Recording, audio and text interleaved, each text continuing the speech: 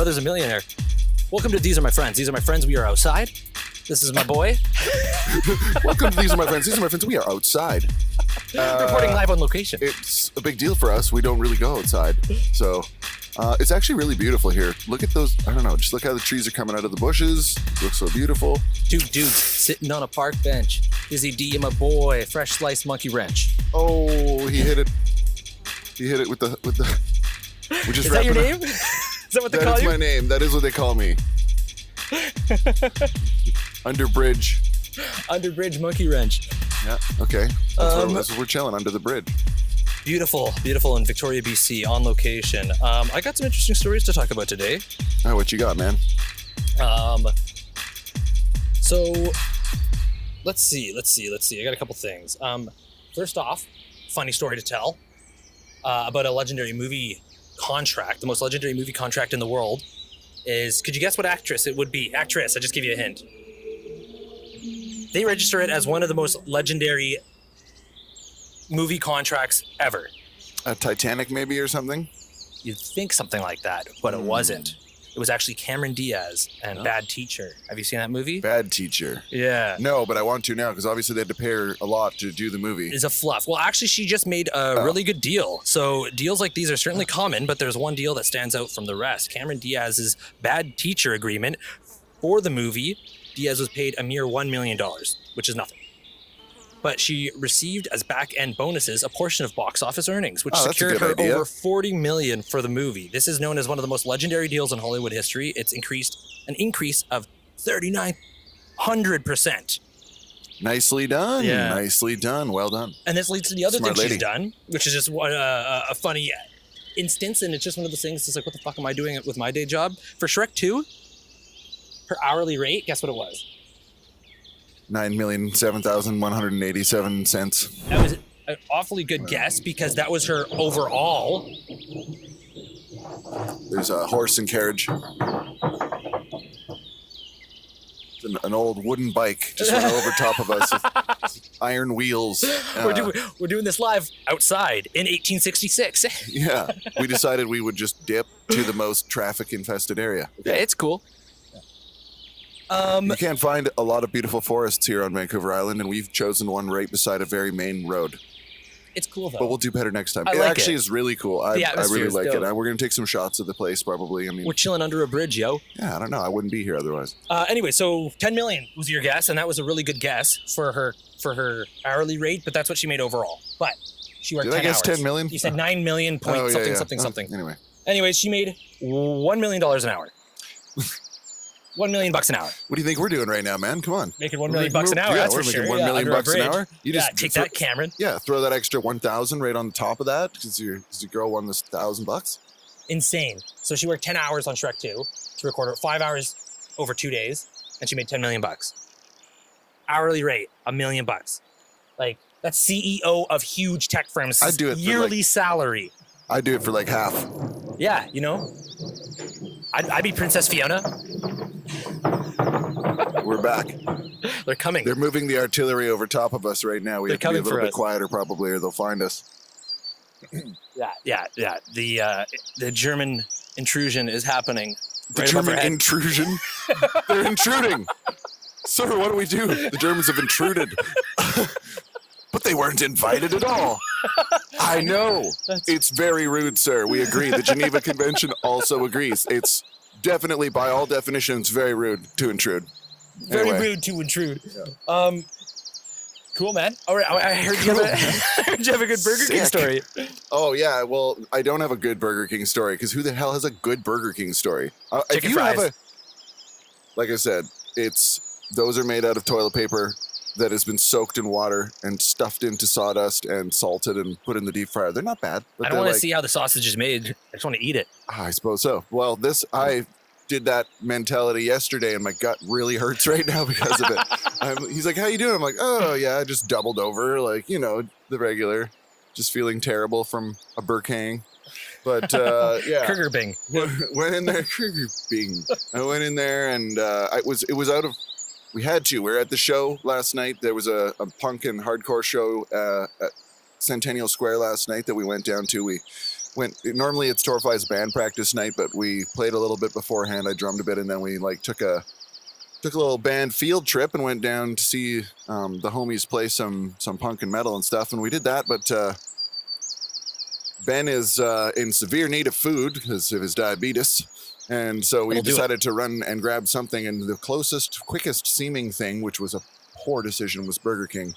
And so we went in there because it's Whopper Wednesday. We thought this is the day, you know, but no, man, it took about 89 hours we missed the whole first band because of this. There was like 3 people in line in front of us.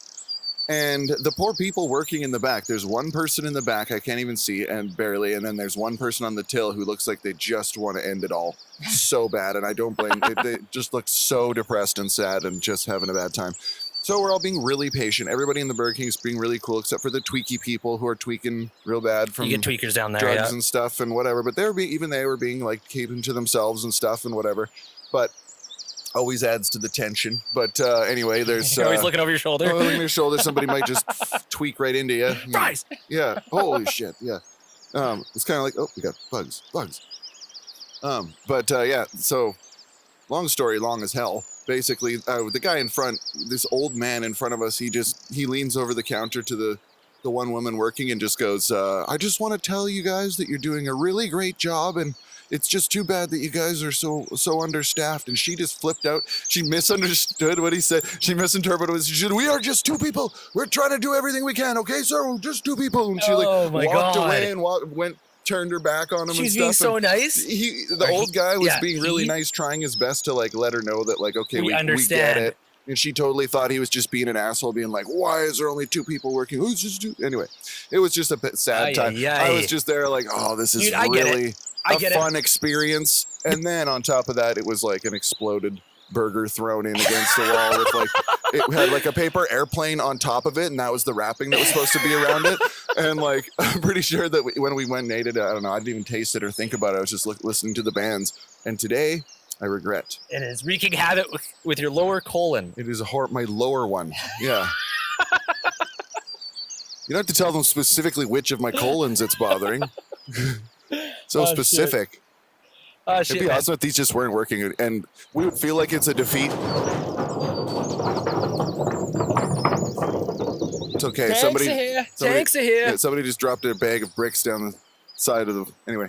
There's a lot of lumber being moved around here. Yeah. They're building a house right above us. We just decided this is where we were going to do it. Yeah. Oh, here comes. There's a wooden bike again. Right in the middle of a heavy construction site. Yeah. I don't remember what we were talking about. It was something dumb. This is my tummy hurts or something stupid. My tummy hurts. Yeah, my tummy hurts. Well, that's good. You wins $1,000. My tummy hurts. It's a good day, folks. She got it as a bonus for working with her company. Right. She won it. You're not seeing a single cent of that stuff. No, never. But that's okay. Sephora's she deserves it. Know. Yeah. Somebody's getting new. We probably will never come here again, I'd say. That's probably safe to say. Enjoy it now, folks. Yeah. Enjoy it now. It's atmospheric, but it's kind of scary. It's so soothing hearing some like giant mechanical spider run above us. Every 5 seconds. All right. So that segues us into my next segment. Homie is learning. I'm learning, not leeways. So I got 10 creepy meanings behind songs that you may or may not notice. Some of them are very obvious, and it's just like, yeah, duh. But some of them are like, oh, okay, cool. Like I've just been blindly singing the lyrics and not realizing what I'm singing. It's kind of a cool little list. It was brought to you by whatculture.com. So I did not curate this list. It is something I found on the internet, but it was a good one, so I'm deciding to use it. Okay. Nice. Okay. Proceed. So number 10 starts off with Who Let the Dogs Out by Baha Man. Any clue what that could have possibly been referenced to? Somebody pantsed him? Who Let the Dogs Out? Yeah, it's a good guess. I don't know. Baha Man. This is dope, actually. I kind of really like this. I don't know. It reminds me of being... just wait. It can't be forever. Oh, there we go. I was just thinking that it reminds me of being in the museum. Yeah. The old town. We decided to do all the sound effects going off the train. The old town, except for then like a F-150 goes by. Okay, Baha Men, Who Let the Dogs Out? The song is actually telling tale of a group of horny men that the women refer to as dogs. who go to a party and despite much rejection, eventually engage in sexual activity of a particular variety, namely doggy style. Don't believe me? Take a look. This is the lyrics. Gotta tell myself, hey man, not get angry, to any girls calling them canine. But they tell me, hey man, it's part of the party. You put a woman in front and her man behind. The slang then goes on to inform the listener that a doggy ain't nothing if it don't have a bone. Rather crude, but we all managed to miss. This is not a surprising theme. I think everybody knows what it's about, and maybe didn't look deeply into it because they go so quick and say "hiya" and stuff like that. They're obviously not going to be like, and then I took the girl who said no, and then I shoved it in her butt, and that's because I say go. It's obviously going to be a little bit more clever than that, right? And it was the early 2000s. Not that I condone it. Wrong. You heard the uncut version. Wrong. This next song, number 9, is actually it's very obvious. It's like, if you listen to the song, it's the Beatles' Run For Your Life off Rubber Soul.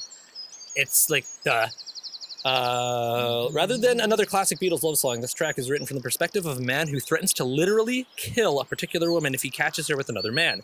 The song is so upfront about its meaning. It opens with these lines: well, I'd rather see you dead, little girl, than to be with another man. You won't keep your head, little girl, or I won't know where I am.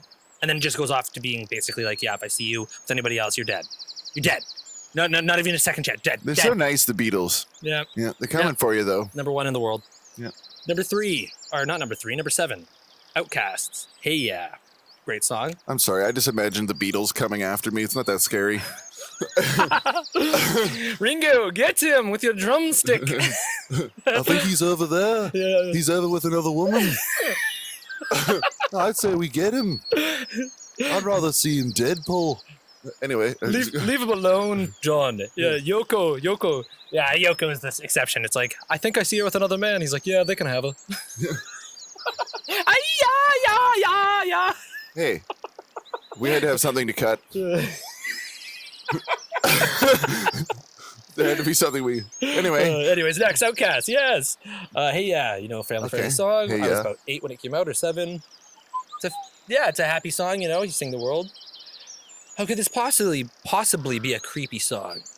Andre, Ice Cold, 3000's marriage was collapsing, and that's what it's about. Well, that was unexpected. Why does it say Ice Cold? Is that his middle name? I don't know. It just says Andre Ice Cold 3000. I only ever heard him be Andre 3000. I didn't know his name was Andre Ice Cold 3000. I didn't know rap names could have middle names. Ice Cube was taken. Dude, my rap name is only one name. I'm losing out right now. I need to make a last name and a middle name for my rap name. Fuck. Just context is stupid now. Context, hot, red hot, fresh sliced monkey wrench.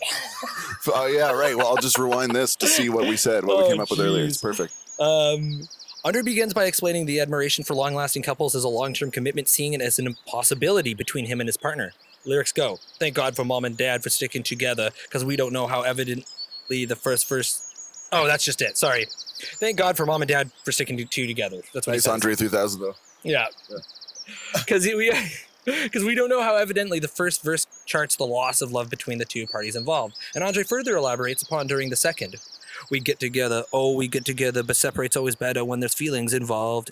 If what they say is nothing is forever, then what makes love the exception? That's it. So it's just him being a little bit bitter that his marriage was ending, I think, apparently. So, I mean... It was ending, or that he was just trying to be real and say that most marriages end? Yeah. He's just being relatable. His marriage was collapsing at the time. Right. Yeah. Oh. Ice cold. That's why he turned ice cold after his marriage collapsed. Yeah. Used to be warm blood. Yeah, now he's ice cold. Andre Warm Blood 3000, now it's ice cold. Ice cold. Yeah. I mean... he can do whatever he wants. That guy is badass as hell. Yeah. He can do whatever he wants. Fucking love that guy. Goo Goo Dolls Iris, obviously. This is one of the obvious ones. It isn't hard to decode this one, so have yourself a little listen, but here's my favorite snippet that helps to prove the hypothesis. When everything feels like the movies, you believe just to know you're alive. He describes life as feeling like a movie in the sense that he is a spectator rather than a participator, forever watching the girl from a distance. And then obviously you believe to feel alive, self-harm, blah. But I mean, that one's yet again just a sad love ballad, kind of, I want the girl, Radiohead-esque. It's like pre-emo. Yeah, exactly. It's primo. It's primo donna. No, it's not. Not primo. Anyway. Number 5, Turning Japanese by the Vapors. The Vapors made their one-hit wonder a double whammy, with it not only being creepy, but also somewhat racially insensitive. How is it both of these things? Well, consider for a moment that the singer is not being literal with the word, but is instead talking about his fervent masturbating over a picture of a girl he finds attractive. That's the word. That's good. Why does it have to be? Why do they have to describe how much he is masturbating? How heavily? Is that what fervent means? Well, it's like how like fervent is like rushed. Yeah. Like what? Oh yeah. He had to get it in quickly before Why you did see the writer it. decide to say fervent? Yeah, I He don't didn't know. have to. I guess it's implied. I don't He's know. going for a righty award, so he's got to use a big And dictionary. he's in like the bush nearby, so he's not trying to hang around for very long. I don't know. No, don't look at that bush. I don't mean he's in a bush nearby us. Oh God! Fuck. Never doing podcasts in the bushes again. Yeah, in front of the Kentucky settlers. The first verse describes his obsession with the picture of a woman, be it as past or current lover or a complete stranger. However you look at it, he later goes on to state that everyone around me is a total stranger. Everyone avoids me like a cyclone ranger. Everyone. That's why I am turning Japanese. His lack of physical contact has led to a regular masturbation pattern. Okay, this one is a little debatable, but as there are numerous ways this line can be interpreted, but there's one that many people subscribe to. In this instance, the term turning Japanese is less to do with embracing the culture of Japan and more to do with the face that he is pulling whilst he is pulling. Insensitive? For sure. Creepy? No doubt. But that's all easy to forget about when you hear the killer guitar solo. Air guitar's at the ready. What song?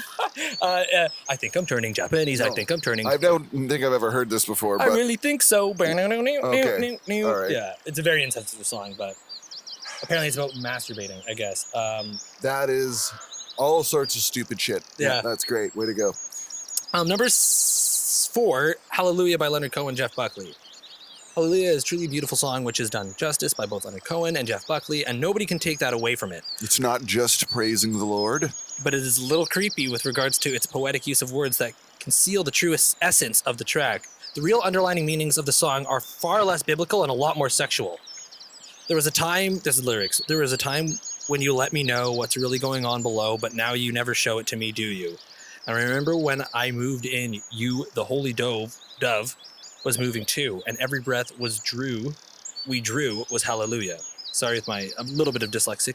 That's one of the most delicate ways you could talk about lovemaking, honestly, in a lyric. That's not very creepy at all. And every breath we drew was hallelujah. Yeah. That's this is very sweet. Yeah, it is. Poetry. It is That poetry. is not creepy. And it's like... It's not about the Lord, but it's definitely like, it's a metaphor for, heavenliness. Fine, exactly. come on. It's the cleanest way to put that. It's not creepy. They're stretching. They're stretching hella. This is the verse that most blatantly explores the issue, making use of euphemisms like holy dove as not to be gratuitous and maintain its usage of holy verbal imagery. The song is addressing the hallelujah of the orgasm rather than the praising variety. Keep in mind that this is one of the most popular choices of music for funerals, and suddenly things start to become less creepy and a little more comical. No, dude, you guys are stretching. He said with every breath we drew is hallelujah. He's not only talking about orgasms only. That's crazy. He's just talking about enjoying the presence of someone he's with. I don't know. That's funny. Yeah, a little bit of a stretch, and that's what happens with these lists. They're like, shit, I gotta come up with 3 more of these.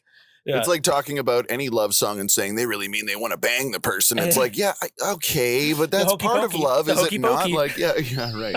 It was all about banging. And you turn yourself around and the Baja Men come out. Oh, Jesus. Style. Holy crap. Oh, man. Number 7, this one's funny, I think, is Blister in the Sun by the Violent Femmes. Okay. The narrator, a confident young man, begins by informing us that he struts his stuff out on the streets. Just like this gentleman above us. Yeah. Good. Our flower shipment has arrived. Yes, finally, all the flowers we ordered. It's beautiful. It's quite a beautiful thing.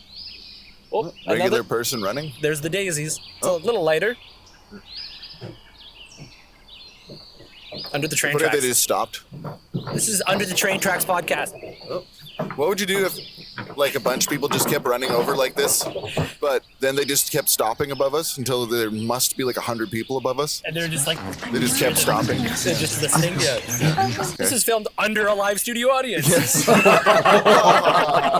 like the fucking laugh track.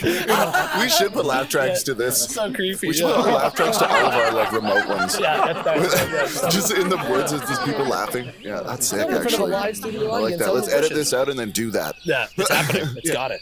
Okay, so he then states that he often stops and checks out the girls that he sees. Let's look a little closer at what happens after his lustful encounters. Body and beats, He's I checking out stain my girls. sheets, I don't even know why. My girlfriend, she's at the end, she's starting to cry. Let me go on like I blister in the sun, let me go on. Big hands, I know you're the one. Clearly at the sight of a pretty girl, he quickly loses all self-control and becomes consumed with lustful urges, turning to the quickest method of relief, a cheeky handshake with the monster. If you catch my drift. Rather than his girlfriend, the narrator's weapon of choice for tackling this task are his big hands. So yet again, another masturbation one. I mean, sure. Writing a song about wanking it, I guess, kind of creepy. Oh, here come the crowds. They heard. Beautiful. Yeah. You know, get it while you can, folks, because we probably never do this again. Yeah, this is We're wonderful. not The gonna be Under the playing Train it Track podcast. So number 3. Hello by Lionel Richie. The song is actually about a teacher that stalks one of his students that he falls in love with. Yikes. I've been alone with you inside my mind, and in my dreams I've kissed your lips 1,000 times. I sometimes see you pass outside my door. Hello, is it me you're looking for? Admittedly, at no point in the song does it explicitly state that he's a teacher, lustful thoughts towards a pupil, but those of you who have seen the music video will surely agree that it gets awkwardly disturbing by visuals showing us that, in this case, as Lionel stalks a blind student, hello, is it me you're looking for? Really classy, guys. However, the truly creepy part about the song occurs when we realize that this is more than a teacher's fantasy, and he drops the L-bomb, love, before even having introduced himself to her. And I want to tell you, I love you so much. Yeah. I feel like this is, maybe the song was written and was its own entity, and then somebody came up and said, we're going to do this. This is our idea for the music video for it. And then Probably not written by Lionel Richie himself. He probably didn't decide how the music video would go. If he did, that's pretty creepy and weird, and that's maybe his own side weird interpretation of it. Lionel Richie likes minors, apparently, is what this guy's saying. Admittedly. In a weird power Them. struggle, like in a weird power situation where Right. they're a teacher or whatever. I mean, I've It's heard hella from creepy. numerous people that he is a weird dude. Okay, well, Yeah. see, I mean, the fact that you went through with it and made the video and appeared in it and stuff is really gross and gnarly. It's like, yes, I accept the just am terms and thinking conditions. that they As long said- as I get to play the teacher. Totally. Yeah, yikes. It just says right in it that they it doesn't say explicitly in there. It's like, but if you've seen the video, Yeah. right? Like they're trying to It's a reach again, make yeah. it a love song or whatever, and then they oh, if you look into it, it's actually very creepy the way they went with it. That sucks. And then this brings us to more sexual One nature. sec, I just got to say something funny about that song is that my roommate, Yeah. apparently Chris, who's on one of our shows, you guys remember Chris from earlier episodes? He had that for years when I first met him. Oh, we got people rolling up. We have to take we got people rolling a little through cut break. But I was going to say we had Chris used to have that as his ringtone week. Hello, is it me you're looking for? That's a perfect out ringtone. of his pocket. That's dope. It's so amazing. That's dope. I can see it in your eyes. Holy shit. We got some travelers that are going under the bridge. Yeah, they probably don't want to be on film. So So but we'll do a didn't pause ask. break. Hello. Go on. Yeah. Not at all. Yeah. No, it's all good. We, Student film. Awesome. Have fun. Thank you. Take care. Kind, saying that. kind Student people. Student film. Students of life. That's right. Thank you, Mr. Miyagi. Yeah. Okay, well, before we go to Just tell people you're a student. before get we away go to with break. anything. That's right. I'm just learning. I'm in the What? women's What? bathroom. I'm learning. I'm a student. Yeah. Student. Health student. It's a UVic thing. Oh, you sweet angel. Yeah, get in here. Yeah, look at my anatomy. Whoa. So number 2, Come On Eileen. Slow down, Lionel. Rhino. Dexy's Midnight Runner. You know that song, obviously. It's actually about coercive sex. Come On Eileen. Oh, I see what that is. coerced, I guess. Coercive? Where are you pointing? Oh, it's way up there. I thought your thumb was. Oh, yeah. That says like, grown, "Hello." dude. Yeah. Coercive. Yeah, coercive. Yeah. Coercive sex. So, come on, Eileen. Oh, I swear, what he means at this moment, you mean everything. You in that dress, my thoughts, I confess. Verge on dirty. Oh, come on, Eileen. That's right. Every time you shout the phrase, come on, Eileen, you're joining in with the narrator's attempt to peer pressure poor old Eileen, who has grown so much in recent times, to go to bed with poor old Johnny Ray. The guy mentioned in the first line of the song, who voices his sadness over his stagnant sex life on the radio. So he's like, oh man, I haven't got laid in a while. So he's basically the first type of incel.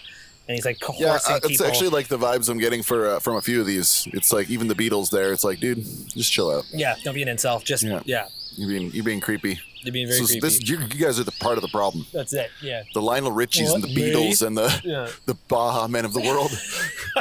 They're all grouped together. I never thought I'd see the Baja Men and the Beatles on the same playlist, but here we are. And number one, this is the creepiest one, and listener warning, has some... Turn it off. Just turn it off right now. Yeah. It was nice to see you. I don't know what it is. Advised. I'm already upset because he's going to ruin some song for me now. But no, this one was actually ruined like 3 years ago and is no longer allowed played on the radio. Rolling Stones' Brown Sugar. Oh. With possibly the creepiest and almost certainly darkest meaning of all the songs on the list, that song is the legendary Brown Sugar. But what could be so dark and creepy, you might ask? How about a song in which the narrator is having sex with underage girls sold into slavery? Yeah, that looks even nastier on paper. Gold Coast slave ship bound for cotton fields, sold in a market down in New Orleans. Scarred old slaver knows he's doing all right. Hear him whip the women just around midnight. Ah, brown sugar, how come you taste so good? Brown sugar. Just like a young girl. Should. Wow. Now that's dark. I mean really dark. Cracking song though. Dude, whoa. And then they always go to compliment it, like, but banging song, dude.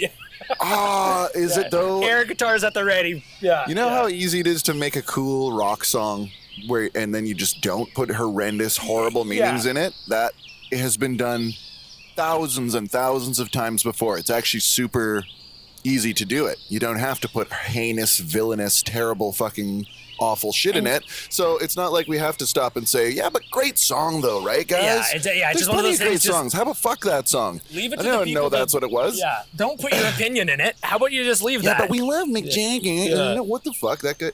No, that one's actually done its due diligence through not this list, but it's actually been banned. Good. It's banned, because that's gnarly. that's some fucked up shit. There's something to consider though, because I don't think they should be playing it on the radio, but they should also maybe not forget about it. Like definitely talk about the fact that, hey guys, remember when we, a different era looked so ugly. Like a different era was so ugly. I think that we just need to remember how ugly the past was. I don't think we need to blame people or drag anybody through the mud. It was a different time. You know, but it's not to be saying that Mick Jagger participated in that sort of stuff. That was probably before his time as well. Oh, I don't know, man. But I think he just turned 80. I think he did a lot of underage girls stuff back then. I think all those rock stars did that shit.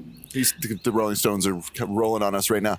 So that was the top 10 creepy songs with meanings you may or may not have known, undertones that were creepy. What are you standing over there? I'm just going to restart the camera. So give us 1 sec. We're taking a pee break. He just set up somebody to fucking drop a bunch of bricks and shit on my head. He just moved out of the way. I better move too. Okay, we're back from our pee break. Ah. Yeah. That was relieving. How'd you spell relief? Sat still as a statue the whole time and didn't move my hand from my leg, actually. He peed his pants. Yeah, I'm currently sitting in my waist. That's not true. I've got one more interesting thing that just came out. Did you hear like that whole Magic the Gathering, Lord of the Rings? Oh, we just made those people go back. That's sad. They just don't want to be on our student project. Anyway. What the hell's popping from the bushes? Well, there could be a cougar. That's probably why they went back. We made those people turn around and walk away. And there's like a cougar on the other side of us. Yeah. Oh, shit. Did you hear about that card that they released? I think it was last year, 2022, end of 2022, beginning of 2023 this year. It was Lord of the Rings Magic the Gathering crossover. Oh, a card. It was a card. Oh, TCG. Okay. Cool. Did you hear about? No, I didn't know that there'd be a crossover. What they did a crossover, and then they had the One Ring card, and it was one of one. They only made one of it. Like not, how when you like get Pokemon one cards, singular card, not a printing. Card. That's it. One card. Whoa. And a dude in Toronto found the card in June. Oh, it went into packs and. Yeah, and then people had to find the One Ring to rule them all. Wow. Yeah, it was crazy. That is pretty cool. I wish I knew about it at the time because I would have bought packs to try and find that. Shh, quiet, Frodo. The Kentucky Derby. She starts. The ring wraiths. They're above us. All right. So here, I got this story for you. A retail worker from Toronto who made the once-in-a-lifetime discovery of an ultra-rare game card has sold the precious possession to Austin Richard Post, better known as the rapper and artist Post Malone. The One Ring. You would buy that, Yeah. of course, dude. The He's One just Ring. the coolest dude, man. I just Yeah. want to be friends. I would too. He seems like the most genuine, dopest dude. He doesn't give a fuck. He likes what he likes, and that's it. The One Ring, found in June, is a collectible one-of-a-kind card created for the tabletop fantasy game Magic the Gathering as a part of a collection celebrating J.R.R. Tolkien's The Lord of the Rings series of novels. Because of the card's value, the person who found it originally chose to remain anonymous. But on Tuesday... yeah, I heard myself. I'm chilling. No, you did great. Thank you. But on Tuesday, Brooke Trafton, so that was yesterday, 2 days ago, Brooke Trafton revealed himself as the one who pulled the card to rule them all. He posted a video on Instagram of himself selling the card to popular recording artist and noted fan of the game. Trafton told CBC Toronto he sold the card for $2.64 million, but after conducting interviews, he was still on his way to an 8-hour shift. So he's still working. He was a retail worker, and he pulled the card. And then now he made 2.64 selling it to Post Malone. How dope is that? It's like winning It's the lottery, very but in a dope. cool way. It's like, Yeah, you know what I mean? that's one of the most badass lotteries you could win right there. That's pretty sweet. Get to meet Post Malone. I know, like it's like if I could holy- win the lottery and have Post Malone give me the fucking thing, and then also somehow make him happy because I'm giving him something. I know, yeah. How would I? Yeah. This is a really excellent type of lottery. You get fandoms on both sides of Magic the Gathering and Lord of the Rings, which are both amazing franchises with some of the coolest looking art that's ever graced the earth. And you get the One Ring, and it's got lore behind it, and it's the one card that was ever pressed. You somehow pulled that shit out of there. And then you're like, I know exactly what I'm going to do with this because, Posty said he wants that or whatever, like soon as somebody wins it. And then you go and talk, hey, guess what I found, man? We How got much you this. want? Let's do this. And then now you're like having a friendly conversation with Post Malone, and your life is real. Yep. Like what the? Yeah. That's such a Insane, cool dude. day, Yeah, dude. it's a pretty cool story. It makes you happy. It happened a couple days I ago. like yeah. it. Yeah, it's a good one. Oh, There's Post Malone. Racing to show us the man, card. he's into all kinds of shit. Yeah, he also bought He gets like a wheelbarrow full of bricks. Will Ferrell. Yeah, I just want to draw that now. I want AI to make Will Ferrell into a wheelbarrow now. It's a Will Ferrell. That's awesome. Oh, God. Fuck. Yeah, it was Lance Armstrong's It's early, bike by he the bought. way. Yeah, I same just week. woke up like right before we started this podcast, actually, and drove straight over Fresh here, air, basically. And my brain's not put together, but is it ever? Last segment I got for us. So these are unriddles. Okay, so I'm going to say them, and you just react. You should have just said they're riddles so that they would fall flat. But you would be so confused, I think. I'm starting out confused. Well, here we go. All right. What has 3 feet and sneezes? 5, 4, 3, 2, 1. Answer? I don't know. My cat sneezes. What? It's an unriddle. 3 feet and sneezes. My cat sneezes. Your cat sneezes. My cat named Sneezes. Yeah, but phrase the riddle one more time, though. What has 3 feet and sneezes? My cat sneezes. Doesn't work because the words don't work. And sneezes is not. And is sneezes. Never mind. On to the next one. Oh, it was a really good unriddle, dude. Holy shit. I just unriddled you. Yeah, it's true. Oh, man. Why Gotta can't think you about pay nothing. a lumberjack back? Why can't you pay a lumberjack back? Pay a lumberjack back? So they pay it forward? I don't know. He's already got wood.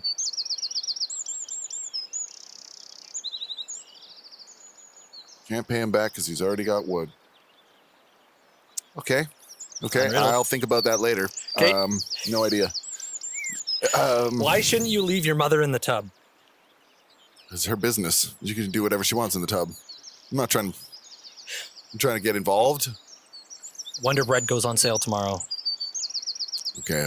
I'm beginning to understand. I already Starting to am learn the a little ways. bit upset. I was already confused regardless. This is not a riddle. It's an unriddle. How many chances should you give a genie? I should give him 0 fucking chances. No chances, Genie. 16. Why? We could talk about this for days. We could. Why? We could break it down to the math and the science of it, but 16. You get 16 chances, Genie. You fucked up 7 times. Another 8 of those, 9 of those. That's it. That's it for you. That's Sealed in a top, yeah. fucking lamp under the Cave of Wonders. That's it. Come see, come saw, bitch. Name the fastest animal on the planet. Water buffalo. Peanut butter. Peanut butter. Ah, fuck. True. That was a fast horse. Peanut butter. I Peanut had butter a the lot horse. of money on peanut butter.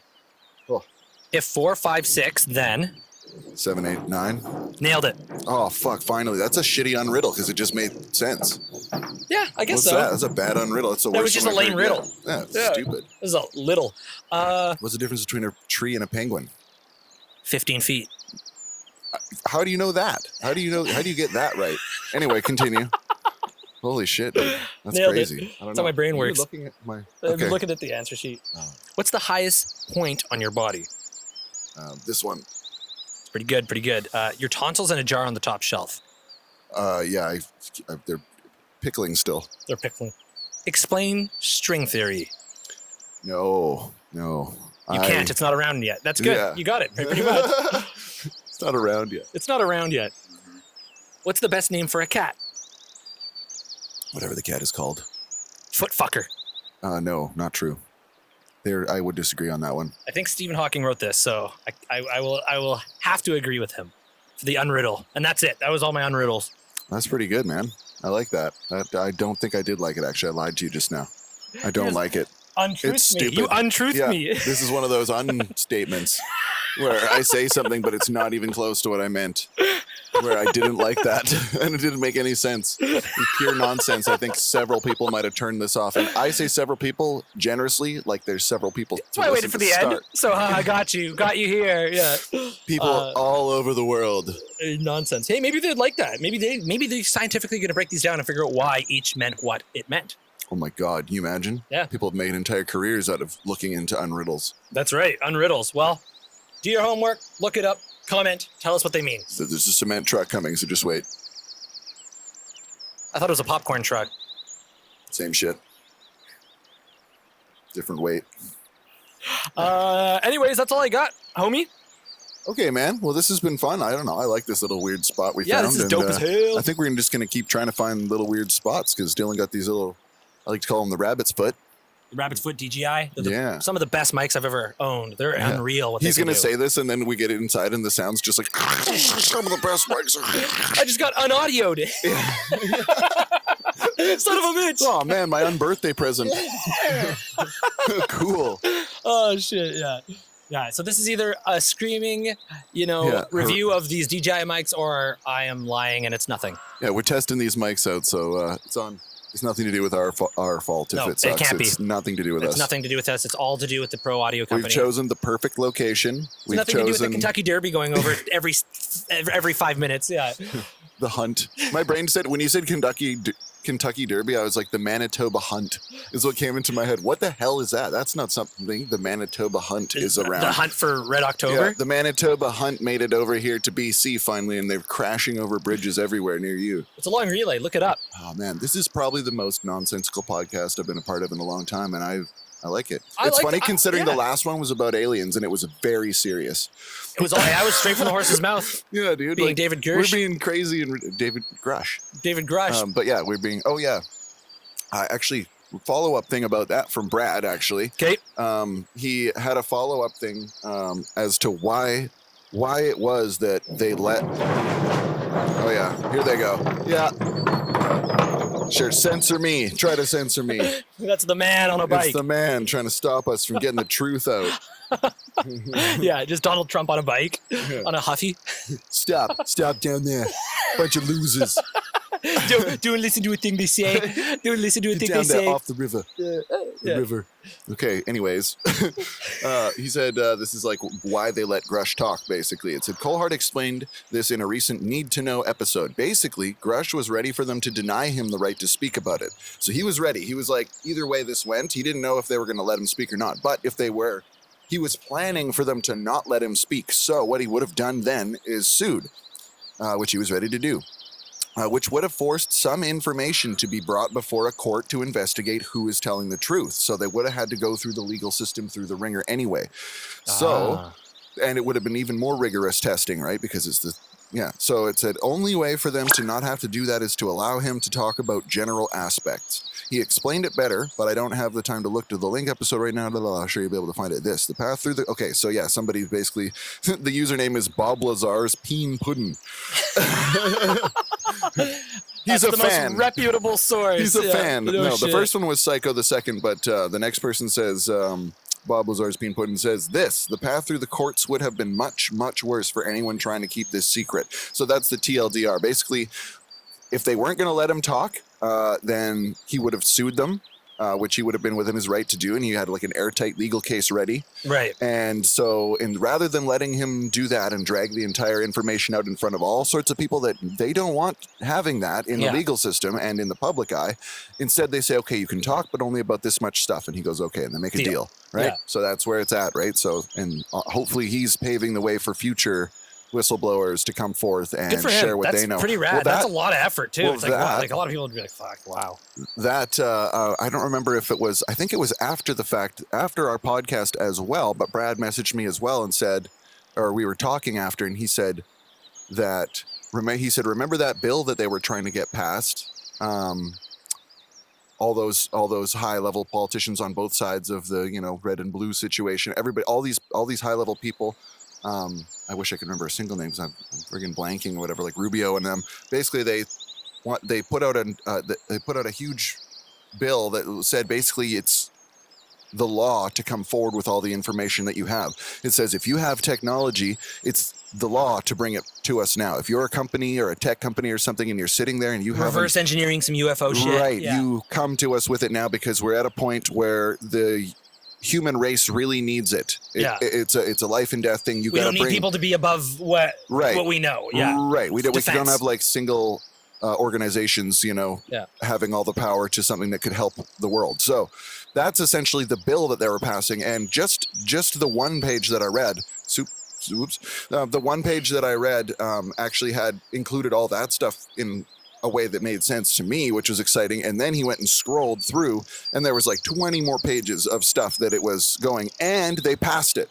Nice. After David Grush's testimony, whole Congress after hearing, we talked to Brad about it, they passed that bill. So now people have to do it. They have to bring their shit forward. So that is really dope. It's so just actually to break it down quickly for people who may not have watched the last episode, David Grush, he's just one of the top, a top FBI, was he? I don't remember exactly what he was. I'm terrible with regurgitating facts, but basically he's a whistleblower that's coming forward with all sorts of information about UAPs. And he was a top politician for sure. And he was also had huge clearance within the FBI realm of all projects. And he was like a military pilot, I believe. And he was also the list goes on and on for this guy. Yeah. But he was a very important person politically, and he was coming and whistleblown about UFOs, stuff that was hidden from 2004, trying to get stuff declassified. Yeah, essentially. He's basically being a whistleblower for basically telling the world that aliens are in fact real, and that the countries do have. Do you believe?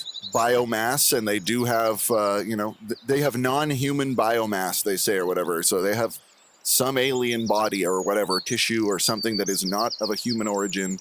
And I guess they're saying not of an earthly origin.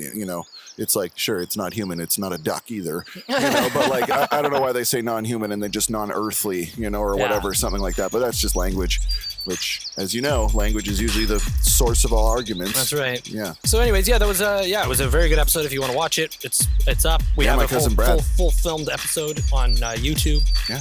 And go back one episode and learn about aliens. It was very dope. But anyway, I was just saying, I didn't mean to go so hard sideways with it, but basically it's just funny that this podcast was so ridiculous, and that the one before it was actually about something that seems more ridiculous, but it was serious. It was fully serious, yeah. It was serious. Yeah. This was like lighthearted, some fun facts about some weird songs and Post Malone. Yeah. Dope, dude. And the Kentucky Derby. Anyways. Hey, your girlfriend won $1,000, dude. My girlfriend won $1,000. So let's just call it there. Yeah, all right. Love you guys. Thanks for sticking with us. And hopefully the sound quality is good. All right. Drop the beat.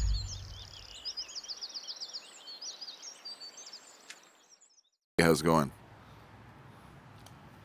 It's confusing because my voice comes through both of them at different times. Left and right in stereo. I don't know. Which one's this? Doesn't. Nope. Which one's the left? Which one's the left one? How will they know what I'm saying on the right side? We're gonna have some traffic noise, but that hopefully is okay with our viewers. We'll do, My girlfriend just texted me. I just won $1,000.